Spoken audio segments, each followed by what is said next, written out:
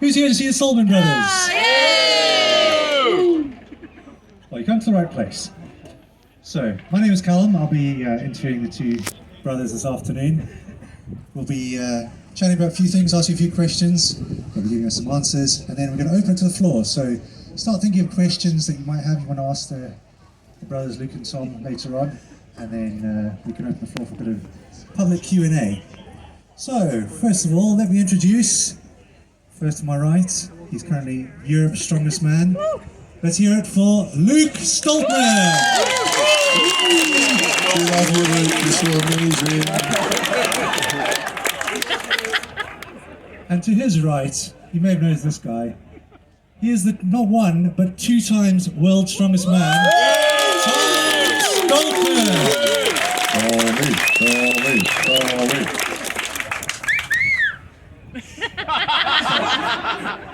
Don't worry, we can work it up, So, shall we get started then, folks? So, most of you probably won't know this, but this is the first public outing that the Stoltman brothers have done since World's Strongest Man several months ago. So, let me ask you first, Luke, why the Inverness Highland Games? Because Tom and I, for those of you who don't know, we live in a town called Invergordon, which is, we live in Invergordon, which is about 25 miles north of Inverness, and Tom and myself and the whole Stoltman family are very proud to be from the Highlands, so it seemed very appropriate to celebrate with all you guys, with all the fellow Highlanders, people visiting the Highlands, and keep it in the Highlands. So that's what we, as a business, want to do. We want to grow our business and just keep it in the Highlands because it means so much, and the support all you guys have shown over the years. I mean, Tom and I, we've been competing for 10, 11, 12 years now. It all started for me with Callum, actually, in the Forge gym up here in Inverness. So it was only appropriate and it was the only option for us to come to Inverness Highland Games with the trophies. So I think it's pretty cool that we're here talking to all you guys. Thank you, Luke. And I'll ask this question to Tom. Tom, obviously you're fresh off a win from World's Strongest Man yet again. How's it changed your life, winning World's Strongest Man? Geez, I mean, winning World's Strongest Man once, that was my lifetime goal, to be the best in the world. Once in my sport was going to be a dream come true for me. So then to do it back to back was out of my dreams, I'm still look back and say, like, how do I do that? I'm beating 4 other champions that were in that lineup. For me, that was the strongest lineup to ever kind of grace the field, and to beat them by 10.5 points as well was just breathtaking for myself. But yeah, I mean, getting a phone call for soccer as well, I think a lot of you guys see me in goals, and for myself, that was nearly as big as World's Strongest Man or bigger, because I'm a massive football fan, and to step on the field of Mo Farah's, Usain Bolt, David Beckham's, Robbie Williams, these guys are A-list celebrities, and I'm just this wee strong man shaking in the corner. I'm actually on the same field of these guys, but so that was an unbelievable moment for myself, and I think that built my profile even more. And it's just been crazy. The last 7 months I've hardly been home. Myself and Luke have been travelling a lot. It's changed my life again, and I have to thank everyone, all the support here, especially in the Highlands. The signs we have now in Invergordon, the other surprises they've got for us as well. It's been unbelievable, and if it wasn't for these guys, we wouldn't be able to do what we're doing today. So a big thank you to Inverness, and a big thank you to everyone in the Highlands for letting us, do this kind of stuff. It's just fantastic to see. Obviously I live in Inverness, so I see the local community sort of rallying around Luke and Tom, and just the general support, because a win for them is a win for the Highlands, really. And it's great to see. It's great to see. So you mentioned soccer right there, Tom. Do you want to tell us a bit about it? Obviously, you're probably meeting some of your childhood soccer dream players and things. Yeah, I mean, 2 that stood out for me was Cafu and Roberto Carlos. I mean, World Cup winners, and then you've got the Patrice Evras, like I said, David Beckham, Robbie Williams, Usain Bolt, Mo Farah, who broke the world records in that stadium as well. So, I went down there 4 days before and got to train with these guys Wednesday, Thursday, Fridays. Got to do content with them. They were like my best friends. They were so interested in my story. Because all they say is they're footballers and I'm the strongest man in the world. You've done stuff that they just dream of, so it was nice to hear a footballer side of things as well. And yeah, I mean, like, as I was a big kid, training alongside of Petr Cech and David James. I've never been a goalkeeper before, so the first day I was out of breath, struggling, could hardly move, hated every minute of it, wanted to go back home. But when the game came, like I said, I had a lot of support in Scotland. Luke came down. It was just an absolute amazing experience. One of the best experiences of my life by far. So. I'll just tell a wee story. So before, the Wednesday before Tom flew down, our team, Gab, Simon, myself, Tom, Sean, we're all having breakfast in Inverness, which is just along from the office. And Tom's giggling away to himself at the breakfast table. And what's so funny? He's like, I'm just chatting to Roberto Carlos, Dimitar Berbatov, Usain Bolt. I honestly couldn't believe he was in a chat group with Roberto Carlos. And Roberto Carlos was asking, does anyone know if there's a pub nearby because he's wanting a bevy after the game? It's incredible, absolutely incredible. One more thing I want to say about Tom. Tom is the best modern era strongman. Better than Eddie Hall, better than Thor, better than Big Z, maybe not Big Z. In this last decade, Tom is the best strongman. He's the most successful at World's Strongest Man. Back-to-back titles is absolutely insane. So, if we could just have one huge round of applause for Tom. The best strongman. Yeah, buddy.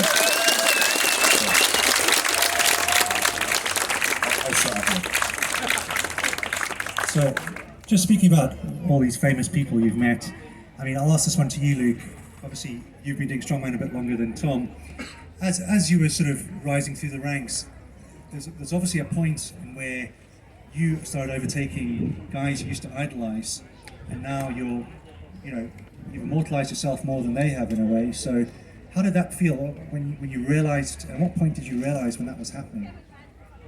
Oh, that's a deep question, Carl. So for us, I think people from the Highlands, we have a bit of a different mentality. That things shouldn't really happen to us up here, because we're living in a small town.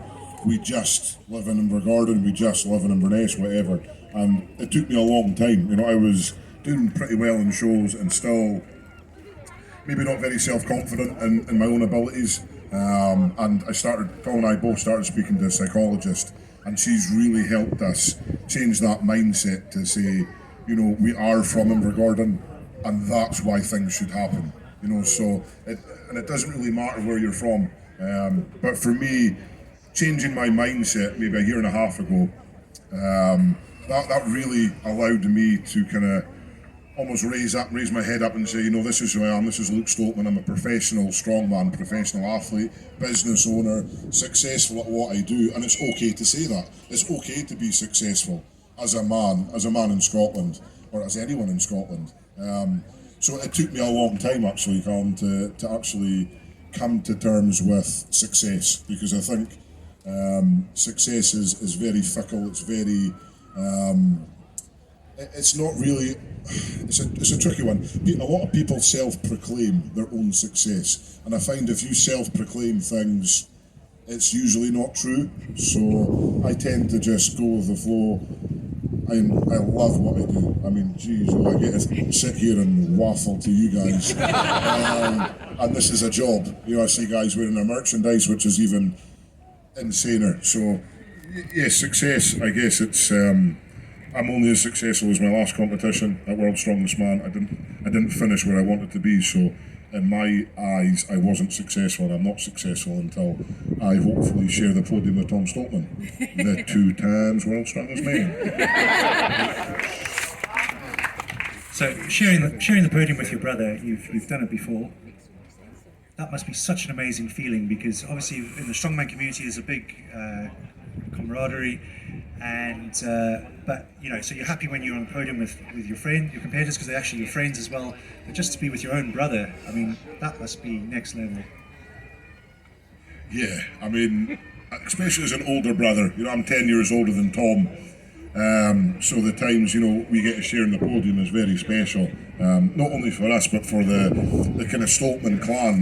Dad, he gets to watch that and kind of share our success. So unfortunately, our mum's not around at the moment. She's passed away, but I still feel that she has a big impact on what we do. We still manage to have that relationship with mum, even though she's no longer here. And that's what we do. That's why we do what we do and try and be not terrible people. Because we've got mum's memory to honour, and I'm getting to share those moments on the stage, on the podium with Tom, is something that she would be so proud. She would be just... I remember mum when I used to come last in competitions, and she was our biggest fans. So now coming first and second in shows is pretty special. Huh? Yeah, 100%. Just like Luke said, we love to share podiums with anyone, but sharing it with Luke is unbelievable. Our best time was, sharing it at Scotland's Strongest Man was really good. Sharing the podium at Britain's Strongest Man as well. And I've done Europe's the last 2 years, but hopefully we'll be able to share it at Europe's and World's Strongest Man next year, 100%. Amazing. Now, obviously, people primarily know you guys for your success in strongman, your sporting success. But I mean, I know you guys, and I know that you've built your own gym. You've got your own merchandise now. You're building a brand around the Stoltman brothers. And would you say that your success in strongman has sort of affected other areas of your life where it's helped you to push other aspects too? Yeah, 100%. I mean, Strongman gives us the platform we need to sell our merchandise, to make our social media popular, our YouTube channel watchable as well. But I mean, we have such a great team working with us. We've got Gabrielle there, Simon, our wives Cushy and Sinead.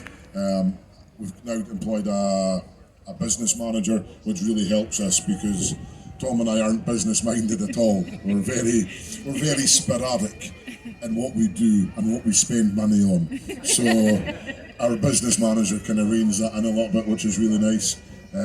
But without Strongman, I'd still be working offshore, and offshore is a good job, but for me it wasn't what I was supposed to do.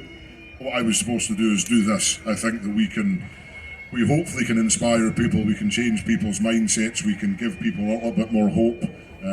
That good things do happen to people, and if you just really have that self-belief, okay, it's not going to happen in 6 months, a year, but give it 10 years and see where it can actually take you, and have that patience and that self-belief and that consistency and resilience to actually want to do something, because nothing in life, yourself, Callum, you don't get it for free. So be able to have that resilience, and that's what Strongman is really. It's about resilience and consistency and hard work. And who knows, there's a few guys here that's wanting to be strong men, strong women, so keep digging in, and who knows what's going to happen for you in the future.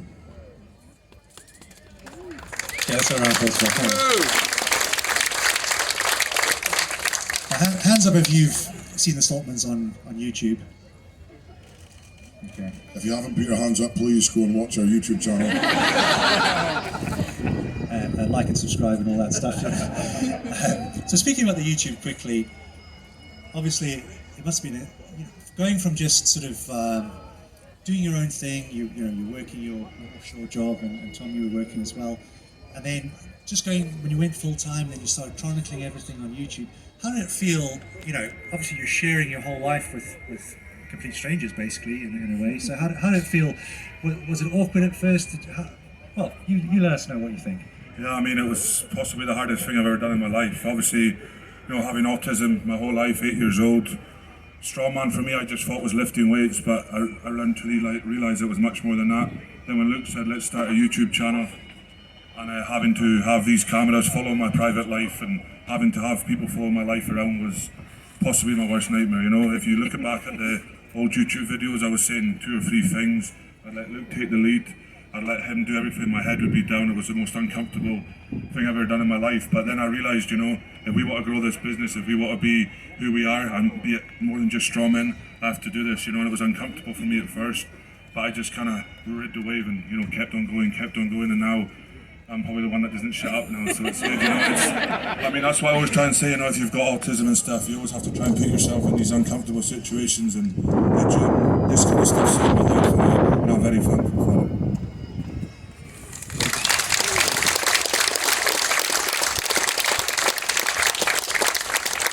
We'll just touch on that quickly because I've obviously known you guys a long time, and I remember when Tom first started seriously training, and just, you know, how Tom sort of progressed as a human being, just, you know, his confidence levels, his drive, his determination when he started training.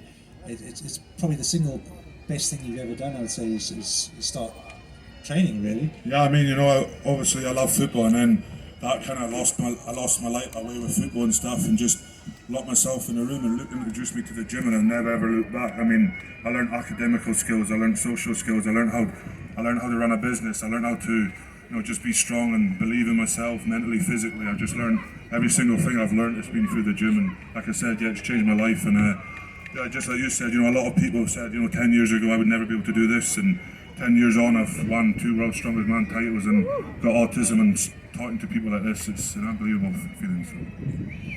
Now, you mentioned believing in yourself there. I'll ask you both, how important do you think it is to believe in yourself, no matter what you're doing in life, not just strongman, but everything you tackle in life?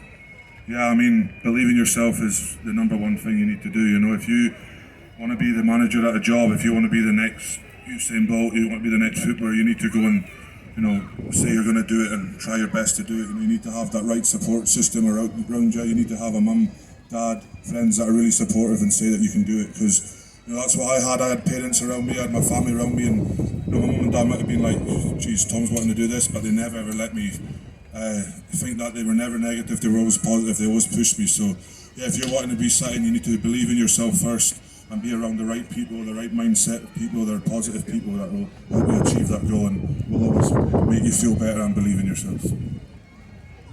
Very good.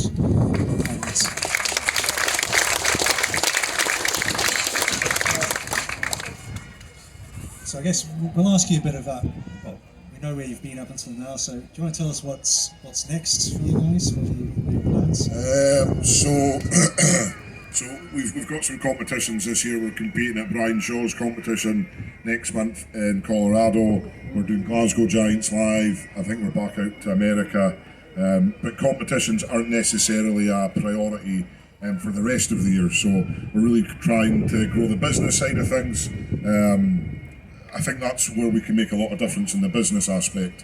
You know, grow the business and try and do something for Invergordon. Try and give it a wee boost, you know, because Invergordon, it's very renowned for oil and gas, and I think that it shouldn't be the case. You know, Invergordon and the Highlands, you know, we've got wonderful people here, probably the most friendliest people I think on the planet up in the Highlands, so welcoming, and we want to try and do something in Invergordon on a huge scale. I mean, I have scary visions of what I want to achieve, and it's trying to. We touched on self-belief.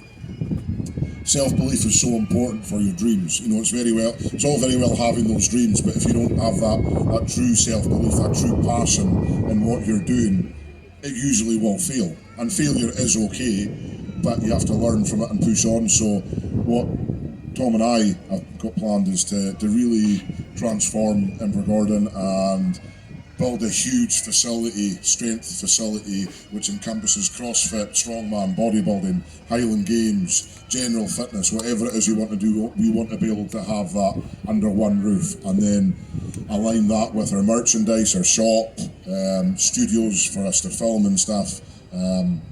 Plus then throw a couple of documentaries that we're doing and a Hollywood movie that's getting written at the moment. So,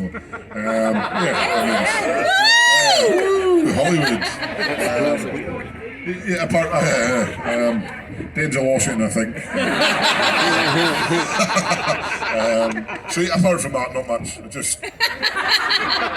I guess just keep doing us. And then for next year. Yeah, I mean, like Luke said, have a business, but my main priority this year is to, have some kids with my wife. You know, she sacrificed 2 years of her life for me, so I'm going to give her back. So that's my biggest year this year, and then obviously come back bigger, better, and stronger for World's Strongest Man. My goal is to win 3 in a row. My goal is to be the greatest of all time, and I think I can do that. So hopefully I can do it.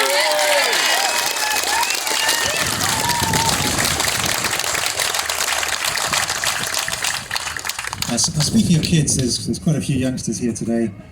What advice would you give to them? You know, basically to win in life? If I was a child, a kid, I would say don't be too pressured into pigeonholing yourself. So when you're in school, enjoy it. I remember when I was in school, I got asked what I wanted to be at 11 or 12 years old. I had no idea what I wanted to be. So don't worry what you want to be, because what you will become more apparent as you grow up. So if you want to be an astronaut or whatever it is, do that. Just if you want to do that, just say that's what you want to do, and don't worry about it. You don't have to choose to be a teacher, an accountant, or whatever else it is. Just have fun when you're a kid. Enjoy what you're doing, because I think that's what we want to be able to change. Because in school, we want to take a little bit more resilience back to the kids as well. So say if you fail at something, guys, don't just stop, because that's a lot of what we see now. So if someone fails at something, then they stop doing it and they just give up. So don't give up, keep trying to do that, and just be happy. Be happy as a child, don't worry about anything. Geez, I'm almost 40 years old. You've got a long time to figure it out. I only figured it out a couple of years ago when I left my job, but I wasn't happy. I needed to do something else. Fortunately, Tom's really strong, and we made a business. So, go me. So I can use Tom's name to sell lots of merchandise. Well, my team, I do okay. But no, in all honesty, I think just for you kids, for the youngsters, just be happy. Don't put too much pressure on what you have to do or what you get told you have to do. Just enjoy your life, enjoy being young, because all that serious stuff comes later on. And don't get too caught up in any of the rubbish that's going around in the world at the moment. That's what I would say.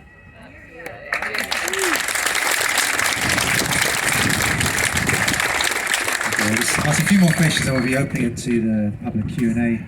So for those of you who don't possibly know the Stoltmans, do you want to just give them a bit of a snapshot of your life? How often you train a week, how much food you eat, what's the lifestyle like being a Stoltman brother? Jeez, right, so basically... As soon as I mentioned food, Tom's eyes lit up. So our diets kind of consist of 10 eggs in the morning. You're talking 300-400 grams of meat twice a day, so 600 to 800 grams of meat a day. Loads of veg, potatoes. Then we have a big cheat meal before the gym as well, which is whatever we want. We're training 2.5 hours a day, and then Fridays we train 4 or 5 hours. Obviously that's event-based stuff for the competitions we're doing. And then obviously the hot and cold stuff as well. I just do that at night. I think you can see on Luke's Instagram, he goes up at 4 or 5 in the morning and goes and does all his stuff in the water he does, but I don't do that kind of stuff. Cold water makes me happy. Doesn't make me happy, but... And then, the physios. I mean, strongman's a 24-hour, 7-day-a-week job, so you have to sleep 8-9 hours a day, recover. Like I just said, eat, and we're training 2 or 3 hours a day. Yeah, pretty much. And then on top of that, we've got obviously the business side to run now as well. So we've set up offices in Invergordon where we're in there every day. So as well as doing the strongman stuff, we also have to do the business stuff, which is very strange to do. I don't understand profit and losses and stuff like that. But yeah, it's just very full on at the moment. Being a Stoltman, whatever that is, it's just trying to enjoy yourselves. Because we're sitting here in it's a very privileged position what we're sitting in now to say, yeah, go and find something that makes you happy, blah blah blah. But we have done that.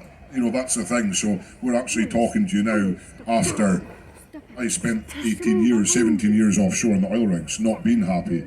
So now I can sit here saying to you, because of hard work, consistency, resilience, overcoming adversity, I'm now able to sit here and be happy and talk to you. So it can happen. It's not just a pipe dream. It's not just something I'm plucking out of thin air saying, oh, I get to sit here now because I'm happy. I genuinely am so amazingly happy what I do. It's so stupid. I haven't seen some guys wearing spicy t-shirts, merchandise. You guys are wearing our name. The name Stoltman comes from Poland. Our grandfather came from Poland in World War II. He was fighting against, the baddies in the war, and it could have very easily been a different story if he took the wrong move or whatever else. So the name Stoltman isn't very Scottish. So the fact that you guys are wearing it is absolutely insane. So yeah, I don't know where I was going with that, but it's just amazing. I don't know, yeah. Be a Stoltman, it's amazing. If you buy our merchandise, watch our YouTube channel, you will become a Stoltman. I'll be very happy. Yeah. Please buy. Do your followers have a name? Is there a name for them? The Spicy Stoltmans. That's our wee tattoo. So Tom, Harry, myself and Simon, our media manager, as we've all got the chili tattoos. So again, not that we're trying to influence you in any ways. If you want to become a Stoltman, get a spicy tattoo. Please don't, actually, because you'll get in trouble. Right, I think, shall we open up some public questions now? Who's got some questions? There's a gentleman at the back here.